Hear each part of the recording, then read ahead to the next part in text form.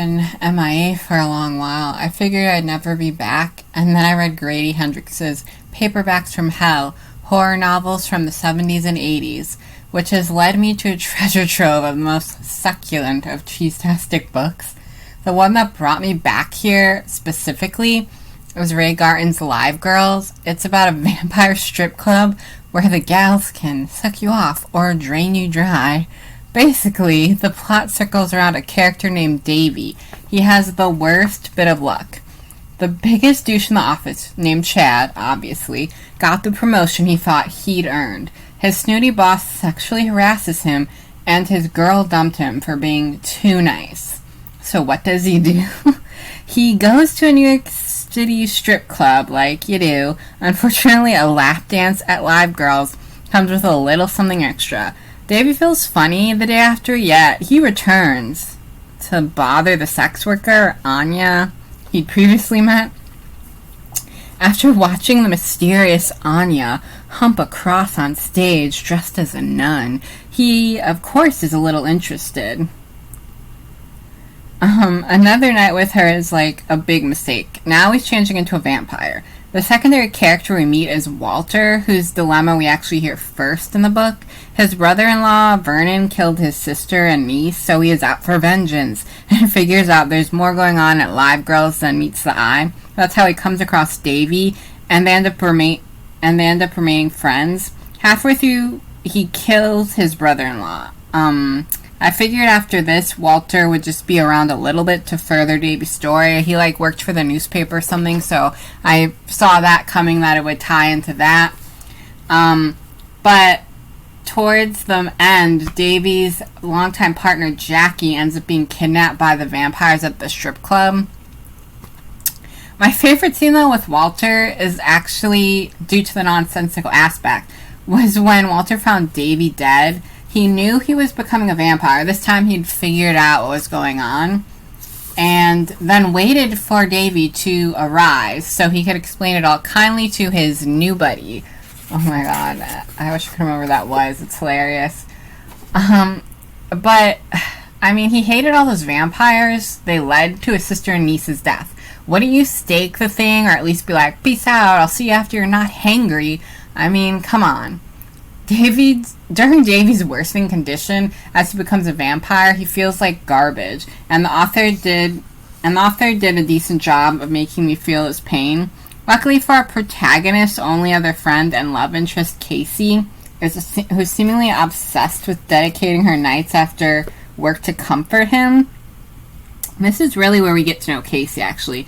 She had a passionate night with Davey in between his two messy relationships, but because she was an independent, stable woman, Davey lost interest, obviously.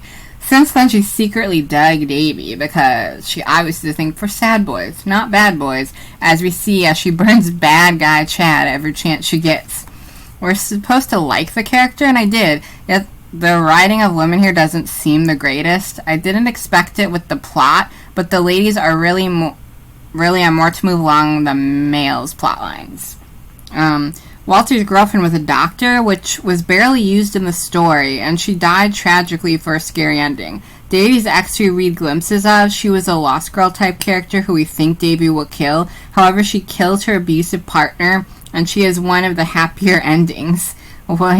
Okay. It was kind of refreshing in a way, actually. I thought she was just made to be this awful character who would deserve to die. But you see her side, and she goes off with a bunch of money from her dead drug-dealing ex. Trying to make her life better. I don't really know, though, why we needed her in the story other than to show Davey was a decent kid, unless he wanted to try something different with that refreshing aspect I was just mentioning, but that didn't really seem like it. I don't know, maybe I'm assuming things. Casey assumes what happened to Davey was he caught an STD from Anya and goes to, threaten the club owner, who of course is an evil head vampire. And now here's that trigger warning I put in the description, sexual assault.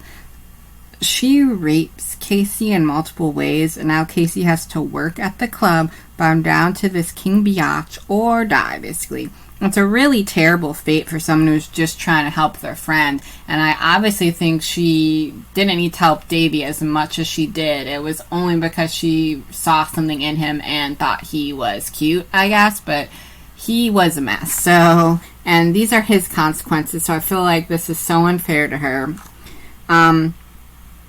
After going on a killing spree, though, Davey, who kills Chad, his boss, and his ex's ex, they all get good and dead. He rescues Casey, along with Walter, who joins him in the club to fight, the evil head vampire and all these other creatures.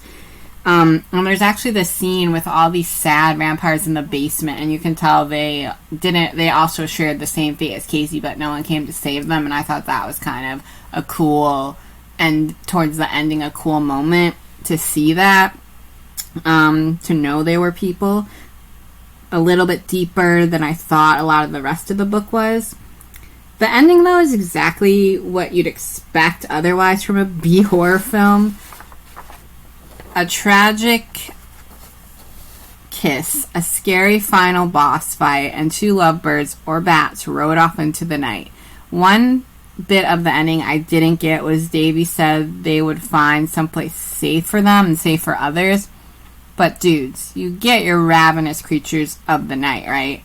No one's safe from you two, but I could tell it was a decent read because I was still happy they made it out alive, kind of, You know when you root even for the monster, it's like, okay, they did a good job at making this personal. You got to know them. You were invested.